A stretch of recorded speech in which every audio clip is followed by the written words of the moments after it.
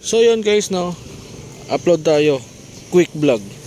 Kadalasang issue ng Raider 150. Yun, dito nakapagpalit na ako ng gulong ilang beses na.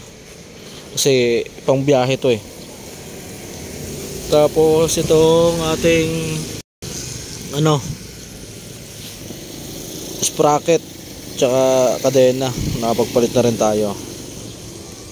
Tapos itong disc pad, yan, nakapagpalit na rin tayo niyan. Kasi yan talaga yung madalas nating nagagamit sa araw-araw na biyahe. Tapos sa harap, stock pa rin yung ating disc plate. Sa likod, nakapagpalit na rin tayo disc plate. Yan. Tapos yun, sa makina,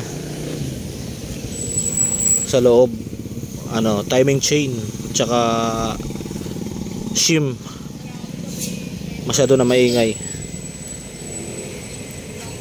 Tapos headlight, yan, nakapagpalit na rin tayo ng headlight, tail light, signal light lang yung hindi natin napalitan dyan. Yan lang yung mga normal na laging ng Raider 150. Ito kakapalit lang kanina, kaya medyo tagas-tagas pa.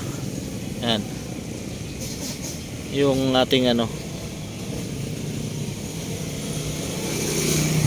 yung pinaka gasket natin na goma, rubber gasket sa head, kasi rumupok na rin yan. Sa carburetor okay pa naman. Yun lang, no. Tsaka napansin ko dito sa Raider 150, pag tumagal makalansing yung makina, lalo na pagka maluwag na yung timing chain. Kasi naka na tayo pala, ito kasama sa pinalitan natin. Yan, manual tensioner, kasi sira na yung natin, automatic, hindi na gumagana. So yun lang, no, yung minor issue, mga issue ng Raider 150 makalipas ang 3 taon mahigit, kulang-kulang 4.